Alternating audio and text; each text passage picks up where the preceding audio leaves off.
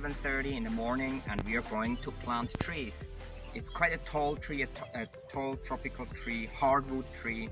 They are easy to grow on clay soil with low nutrition. Hi Rolf, thank you so much for your time. If you're ready, let's start with the first question. What's BCNF Foundation, and please share what you're doing? Okay, so maybe I have to tell you a bit of story about my life in general to start with to understand the connection.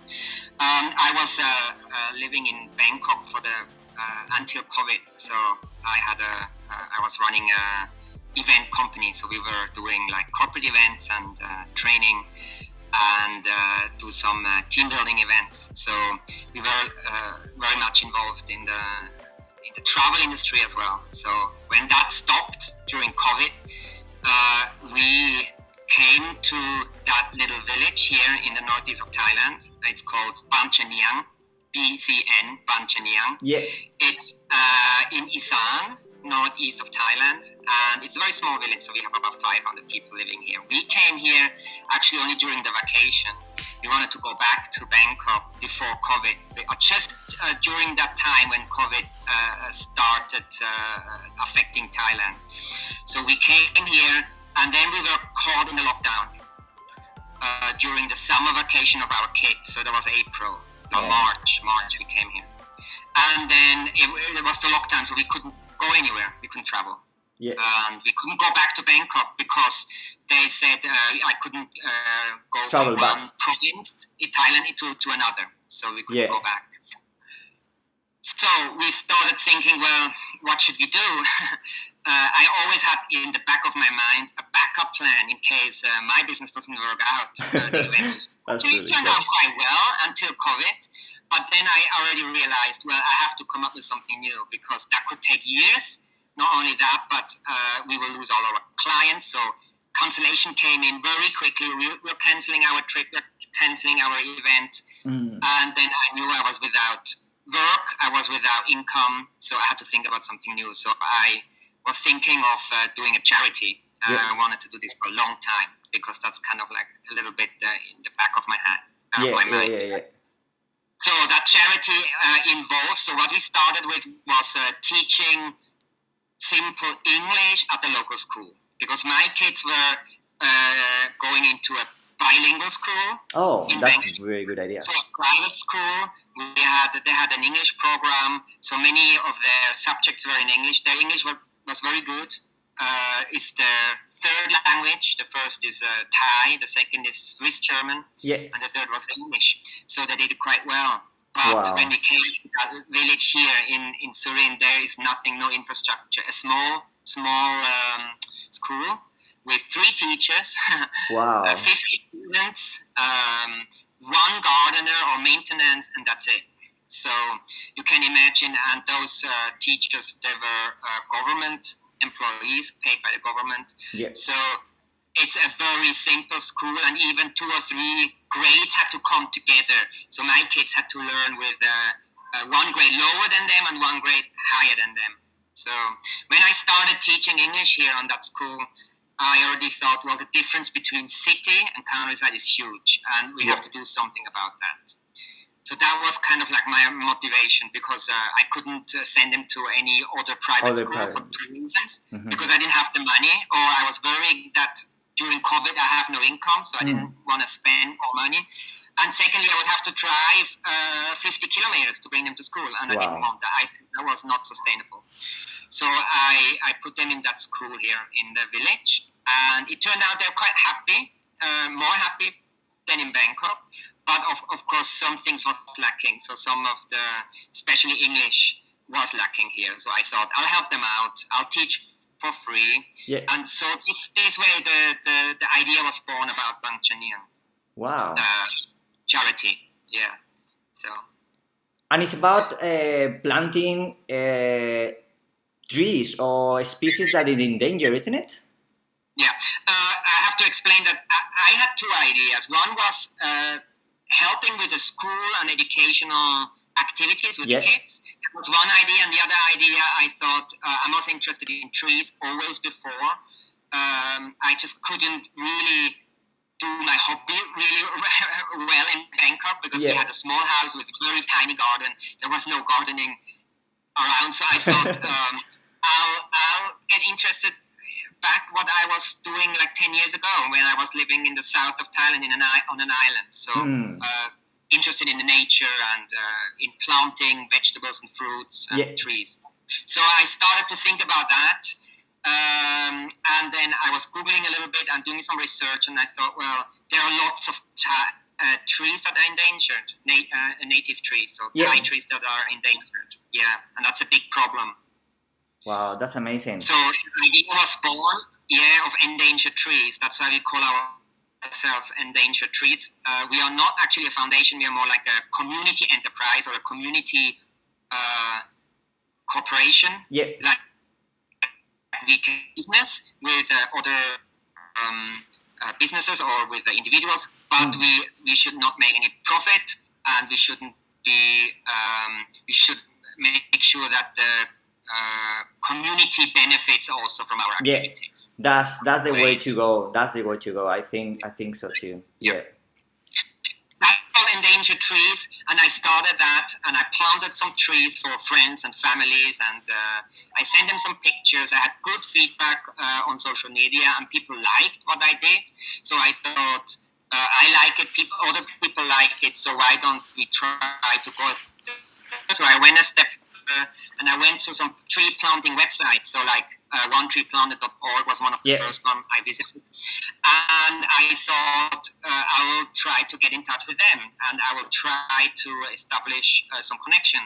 And quite quickly they sent me back an email saying, yes, they would like to open a tree planting project in Thailand. So why don't you be part of us? Our project. So I submitted a proposal, they accepted, and then we started planting 8,000 trees for them. Yeah. So 8,000 mostly endangered trees.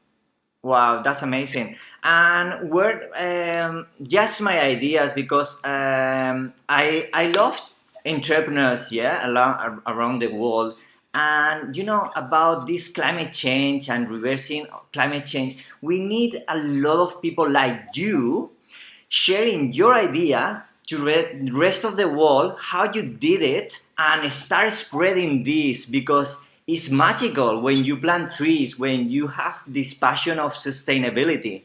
And these kids that you are teaching English, they will see a truly hero in your community, and they will follow you, they will follow these principles. What do you think? Yes, I think so. I had very good feedback from all different kinds of people. That's amazing. People start contacting me through the social media. Also, a lot of Thais now following me on the social media, which never happened, I think, before. People from the area, they're interested. Also, of course, we got a big thank you from the teachers on the school when we finished last year's term. So people appreciate the work that we do, and I wouldn't say heroes or anything like that, but I think people do see that we trying to do something good or just trying to contribute to a better world. I think people realize that. Well done, Rolf. The second question is about local communities and why they're very important. We kind of say something about communities already, but you are. I think they become more and more important. I think cities were important up to maybe the year 2000. And from then on, it changed, I think, because nowadays a lot of people can work outside big cities. And even after COVID, it's becoming even more popular that people do work from home. And that means you have the opportunity to live sustainably in a countryside village. Yeah. But at the same time, not losing touch perhaps with the rest of the world who are living in cities and who make good money. And the problem was always, what do you do if you live in a village? Because you can't really make the same amount of money like you live in a city. But it doesn't have to be. No. You have to live comfortably well. You don't need to spend as much as when you live in a city. You don't need to travel spend all your... And you don't have to consume that much, isn't it? Consumism. Correct. So there is, actually I must say, we are probably one of the least sustainable people in our entire village, because we still have a habit of going to Tesco and buy our groceries. So that's a habit. We lived for 8 years in Bangkok and before that as well, and it's really hard to change. So everybody else is producing their own food. We produce maybe 50%. Well, that's a big.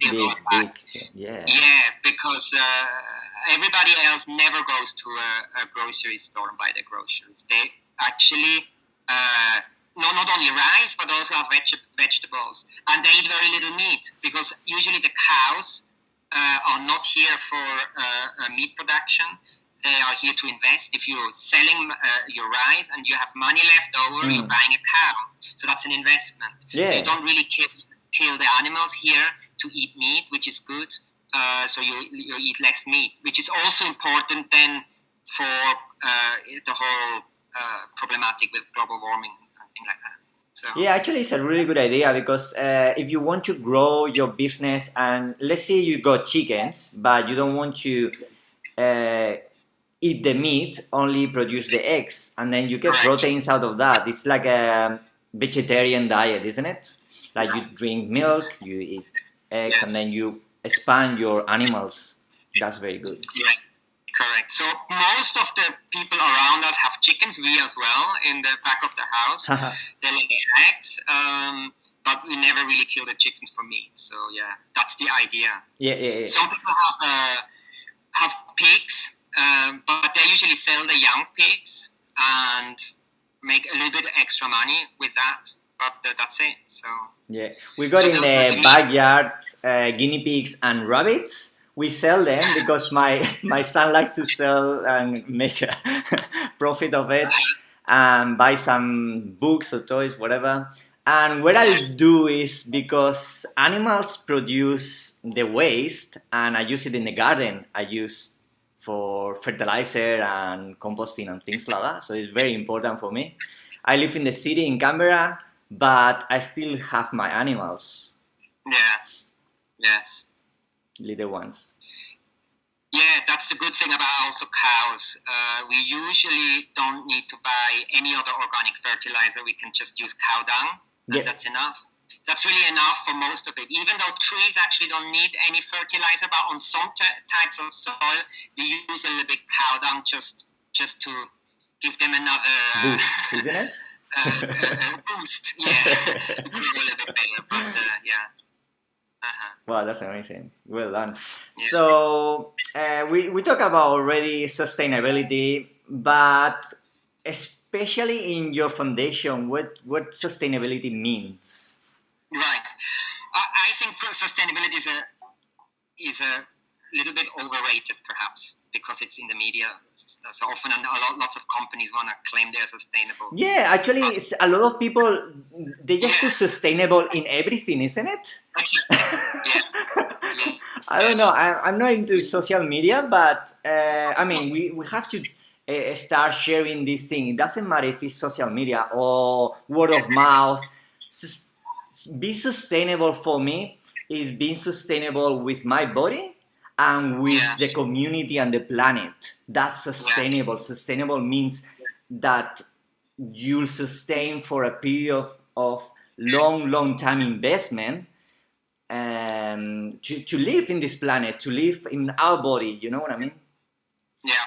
For me, it's also more a process as well, because I think learning is involved as well, because I mean, if you come from a consumer world where people think about that everything just works around money, you're making your money, you're living a nice life, but you don't really care so much what your money actually does to the environment, and then to changing to a more sustainable way of life, I think there are just steps involved, and you cannot just go from one day to another and live completely sustainable. Some people go much further than we do. They grow 100% of their own food, which I don't think we will probably ever do, because I'm not so, let's say, fanatical about the thing. So I think as long as we are reducing our plastic use, we are reducing every day a little bit. We're trying to improve every day a little bit. I'm quite happy. So yeah. Well, I'm teaching at the schools how to reduce, but at the same time how to recycle. That's why this entrepreneurs movement is so important for the kids, because we can make factories and recycle plastics, for example. But the fact is that people don't do that because of they don't have the knowledge.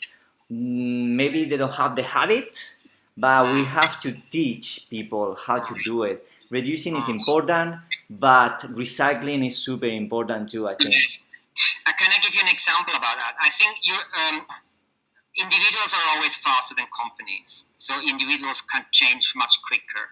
Somebody realizes they're living unsustainable, they want to make a change, they can actually do that. It will take 1 or 2 years, isn't it? Exactly. It still takes some time, but it's faster than most organizations. Now, let's look at Tesco or like the big supermarket chains. The problem with plastic wrapping and plastic bags, it's been here for 20 years in Thailand. But only really around 2 years or 3 years ago, some 7-Elevens or some Tesco Lotus started to say, we're not giving you free plastic bags. Yeah. That's just an important step. It took them 18 years, probably from being the general public was aware, let's say 20 years ago, but it took them 18 years until they would change. So think about that. And then another example is I saw a picture lately from a Thai supermarket. They start selling some vegetables and fruits in banana leaves. Wow, so that's really good. Plastic. That's also a good change. I think they changed in the right direction. But again, it's taking them a long time. So we have to be a bit putting pressure on companies. Yeah, we need to be aware and share this awareness in our schools. And that's how word of mouth is traveling. That's really good. I try to teach them that not to eat so many ice creams, because ice creams as well are usually wrapped in plastic, most of them. So around here, there's a big problem with plastic. And when I arrived here, plastic was lying everywhere around, because we're living with I just have to say, we're living in the house of my wife's parents, so we have the upper floor for us. So. But we're sharing everything else, including the garden, and there was a lot of plastic waste around. So I started that initiative to have plastic separated into like aluminium, then plastic and paper that we burn usually in the back of the house, and then plastic bottles or cans that we can resell to the consumer, to the recycling shops. So I started that initiative with the kids. So I built those big plastic collecting stations with bamboo, and it was quite a nice project for my kids.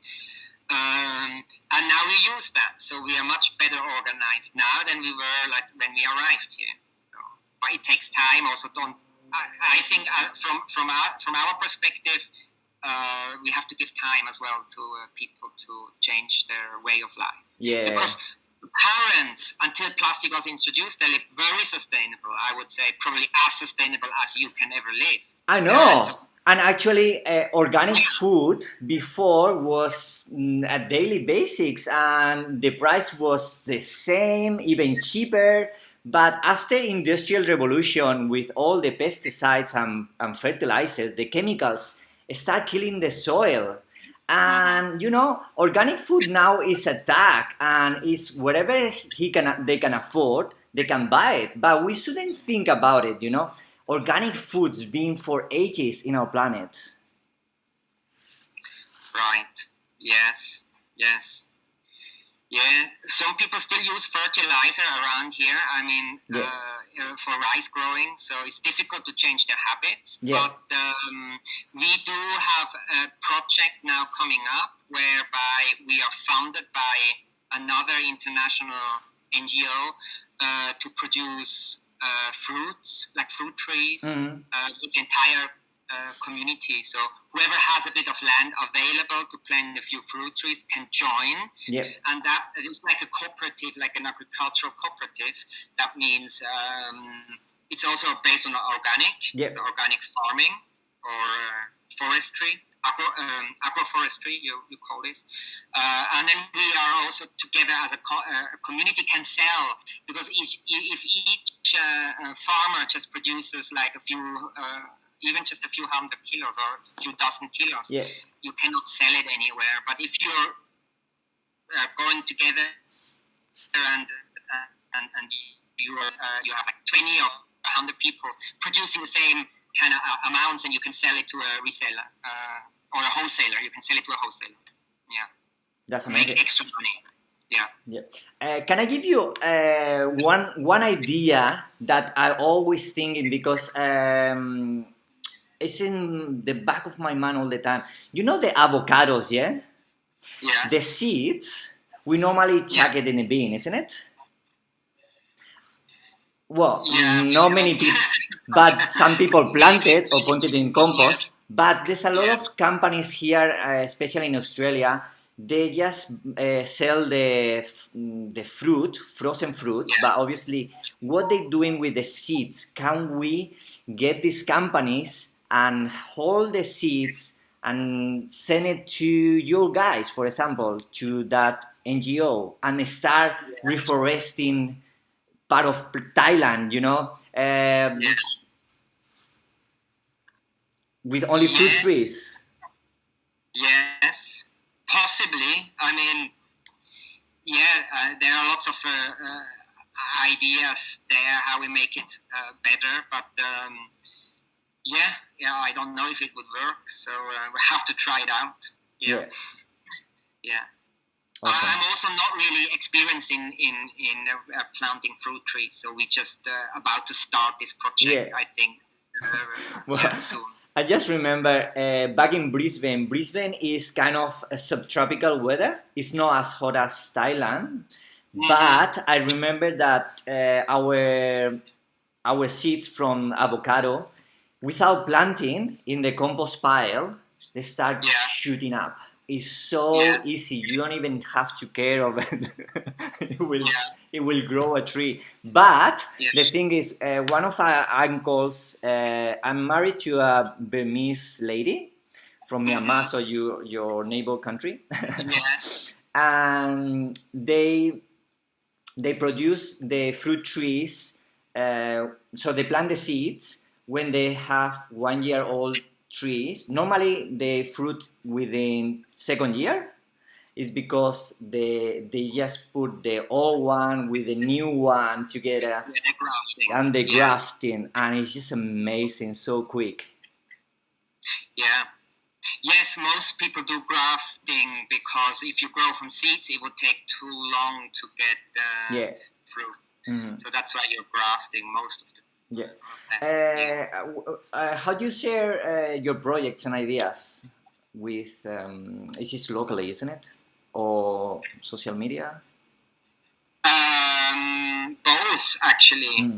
Both. I mean, in the village here, everybody knows us anyway. So we've been living here for nearly 2 years now, 1.5 now. When we, for example, when we're looking for new projects or areas where we want to grow forests, we are going with the village head, the head of the village, to the neighboring villages. So he will introduce us to people who can then give us public land. Or find us other farmers on private land where we can grow. So we do this kind of like person to person. Here is everything very kind of personal. So you have to know, and you can walk into their house if you have anything that you want to tell them or communicate. But not so obviously with the entire world. I mean, of course, you have to use social media for that. And I've just started with Instagram. I've never used before.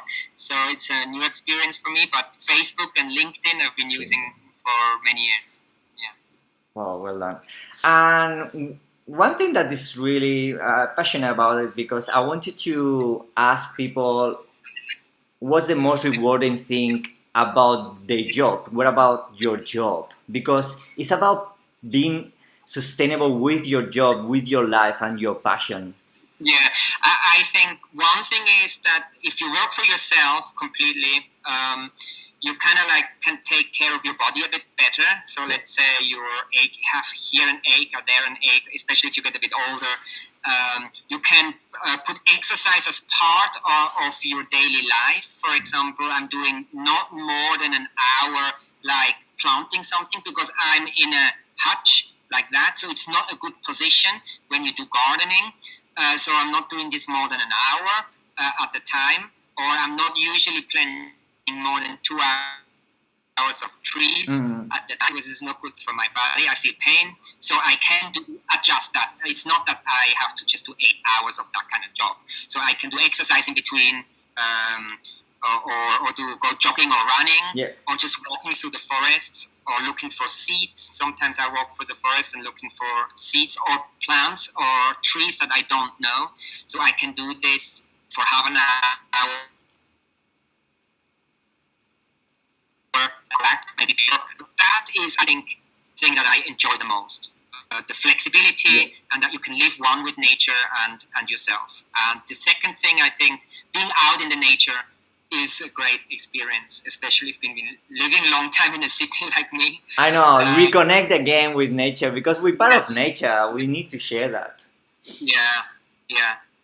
And if that is a big part of your day that you can spend out of nature, so whatever job you're doing, but if you have a chance to spend time in nature, I think that is very rewarding by itself. Wow, well done. Good job. The next question is, if an investor knock on your door willing to invest $100,000 in your foundation, what will you invest the money? Or how do you invest the money? 100,000 is quite a good amount. I mean, for us, would be quite a big amount. I mean, for 100,000, you could plant around 100,000 to 150,000 trees with that money. So that would be one way of spending it. But in reality, if the investor or the donor, we call them donors, would give me complete freedom how I use it, I would just probably do 2/3 for planting trees and 1/3 I would use for developing our school. So that means I would maybe build another classroom.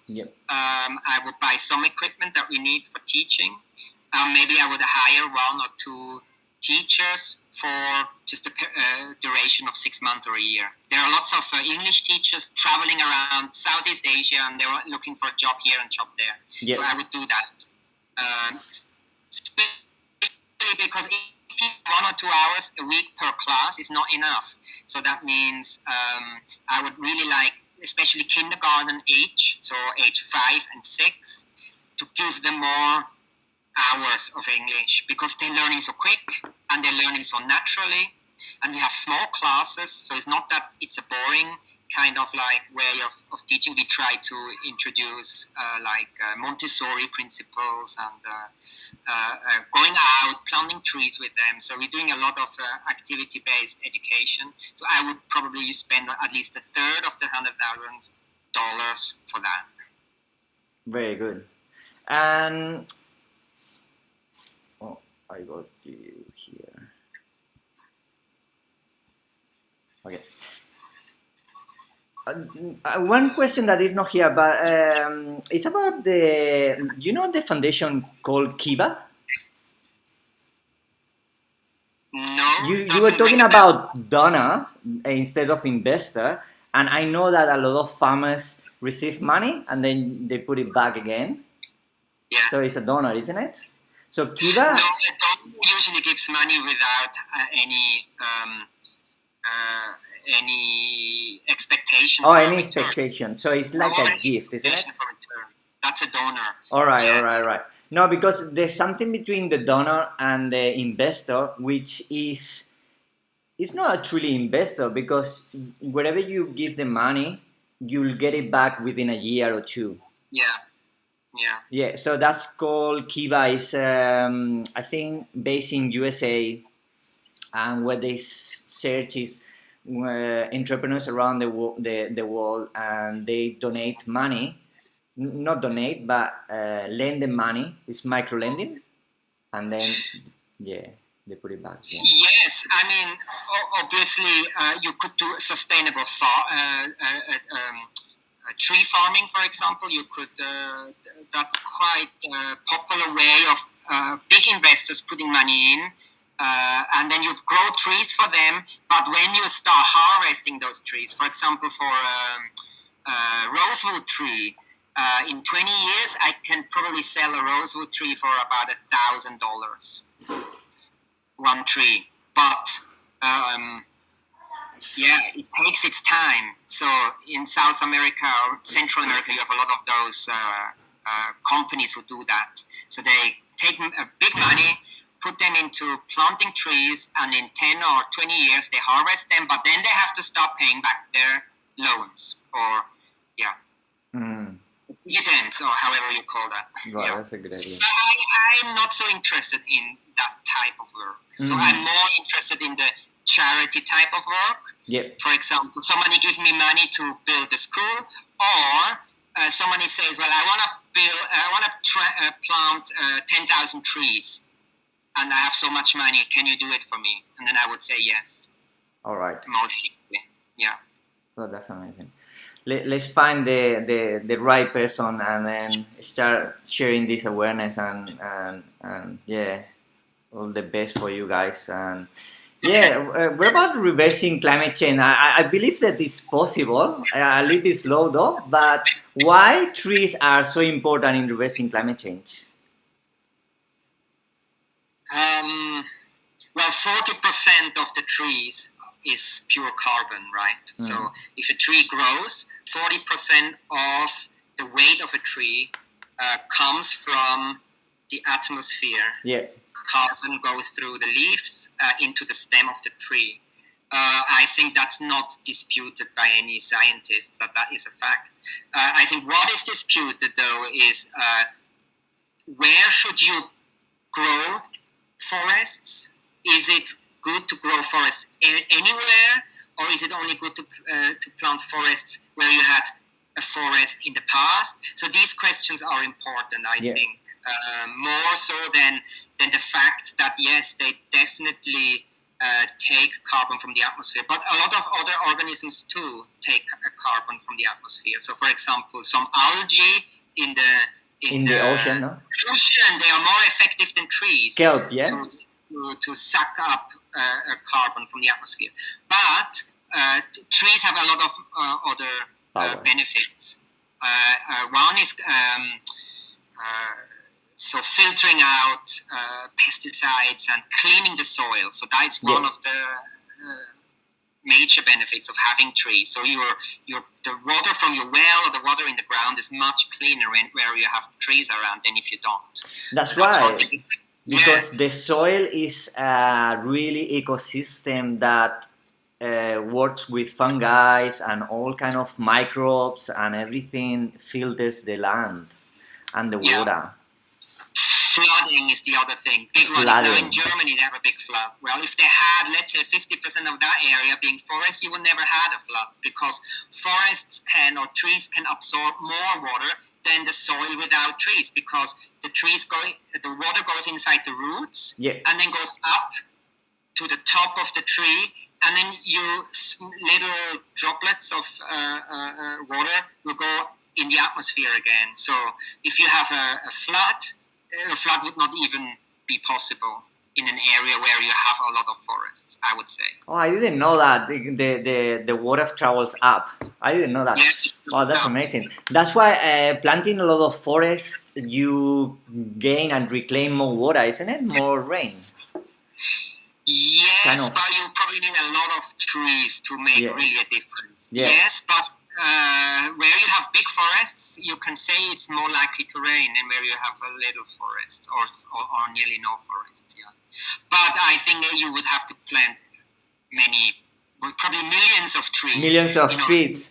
To make a difference. So I think China have this huge project, will be the biggest green wall of China in reforesting the land, because apparently the desert is spreading, and they wanted to stop the sun, and it's just reclaiming slowly with the trees. Yes, and I heard also that they're doing that in Africa. Yeah. In Africa, yeah. Good idea, I think. Perfect. Probably even more valuable than what we do here, but you cannot choose where you live. So if people live in that area, I would also focus do on that for us. To grow forests in order to avoid desertification of the soil. Yeah. Wow. All right, thank you so much. I already finished the questions. If you have any questions, or if you want to share with the rest of the world, whoever wanna watch us, I will put a link on the description about your contact details and things. But you can share anything that come into your mind. Okay, good. Thank you so much for the interview. Yeah, that was nice to talk to you. Yeah, nice to see you, and have a lovely weekend, even though you're working. But it's about passion, and Monday to Sunday for me, I'm the same, because I wake up and then I wanted to keep doing things. I don't just relax in bed. I just want to get up, and start doing things, because life is too short and it's flying, and then we have to spread the awareness of these beautiful things that we're doing with the rest of the world. Yeah, that's right. Yes, people who are more active, typically they are more happy and more healthy, except if you're too active. You obsessed to the... No good for your health. All right, thank you so much for... All the best. Yeah, thanks. Bye. All the best. Bye-bye. We're gonna plant trees on public land. So we're trying to plant these. We've made holes here already with the earth auger. It's very simple to turn them around. We ensure that the roots not going to be damaged when we take them out of the plastic bag. Then we put them in and we cover them with soil.